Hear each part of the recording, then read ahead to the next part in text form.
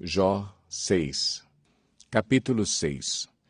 Então Jó respondeu: Se tão somente pudessem pesar a minha aflição e pôr na balança a minha desgraça, veriam que o seu peso é maior que o da areia dos mares. Por isso as minhas palavras são tão impetuosas. As flechas do Todo-Poderoso estão cravadas em mim, e o meu espírito suga delas o veneno. Os terrores de Deus me assediam. Zurra o jumento selvagem se tiver capim? Muge o boi se tiver forragem? Come-se sem sal uma comida insípida? E a clara do ovo tem algum sabor? Recuso-me a tocar nisso. Esse tipo de comida causa-me repugnância. Se tão somente fosse atendido o meu pedido, se Deus me concedesse o meu desejo, se Deus se dispusesse a esmagar-me, a soltar a mão protetora e eliminar-me, pois eu ainda teria o consolo, minha alegria em meio à dor implacável de não ter negado as palavras do santo. Que esperança posso ter se já não tenho forças? Como posso ter paciência se não tenho futuro? Acaso tenho a força da pedra? Acaso a minha carne é de bronze? Haverá poder que me ajude, agora que os meus recursos se foram? Um homem desesperado deve receber a compaixão de seus amigos, muito embora ele tenha abandonado o temor do Todo-Poderoso.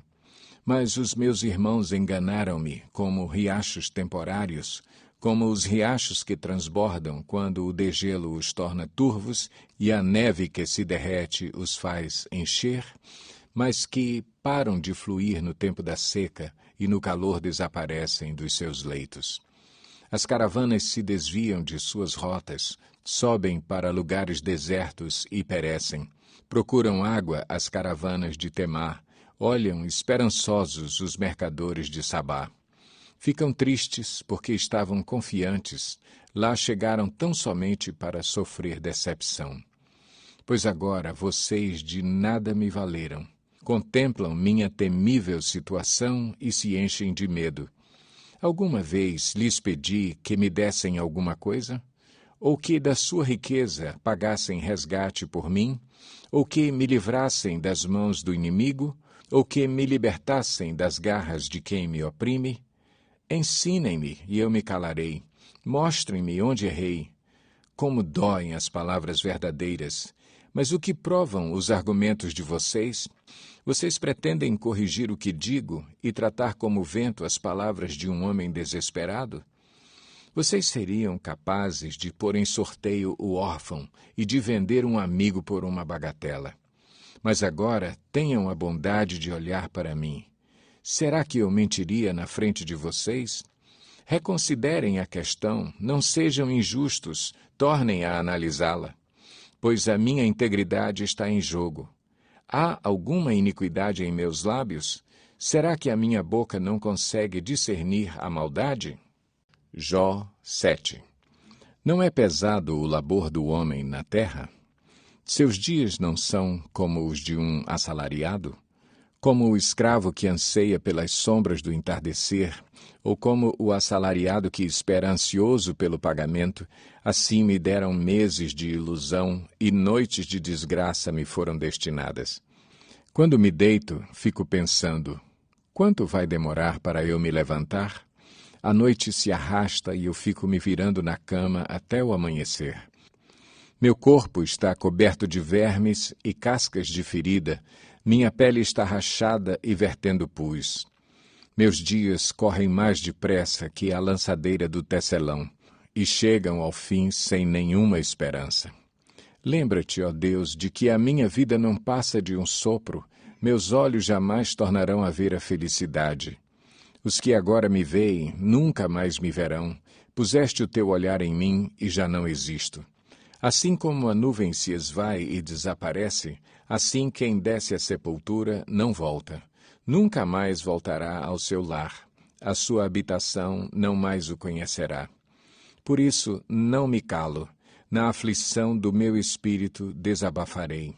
Na amargura da minha alma farei as minhas queixas. Sou eu o mar ou o monstro das profundezas para que me ponhas sob guarda?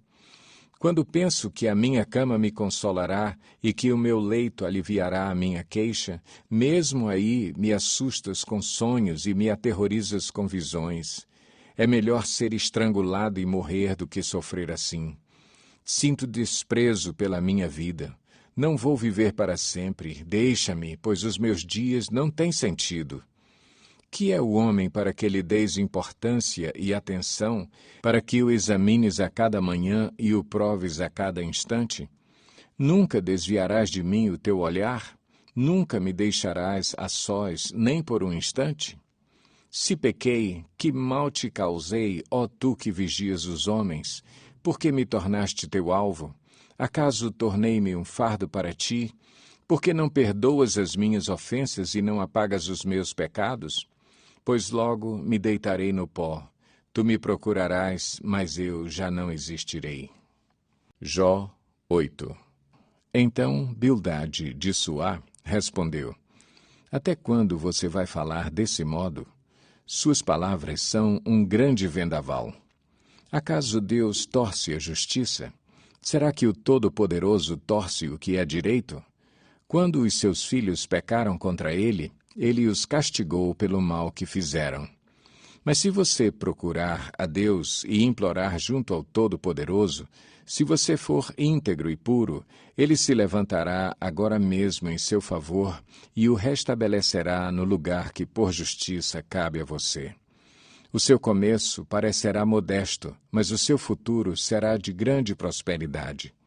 Pergunte às gerações anteriores e veja o que os seus pais aprenderam, pois nós nascemos ontem e não sabemos nada. Nossos dias na terra não passam de uma sombra. Acaso eles não o instruirão, não lhe falarão, não proferirão palavras vindas do entendimento? Poderá o papiro crescer, senão no pântano? Sem água cresce o junco? Mal cresce e, antes de ser colhido, seca-se mais depressa que qualquer grama. Esse é o destino de todo o que se esquece de Deus. Assim perece a esperança dos ímpios. Aquilo em que ele confia é frágil, aquilo em que se apoia é uma teia de aranha. Encosta-se em sua teia, mas ela cede, agarra-se a ela, mas ela não aguenta. Ele é como uma planta bem regada ao brilho do sol, espalhando seus brotos pelo jardim, entrelaça as raízes em torno de um monte de pedras e procuram um lugar entre as rochas. Mas quando é arrancada do seu lugar, este a rejeita e diz: Nunca a vi.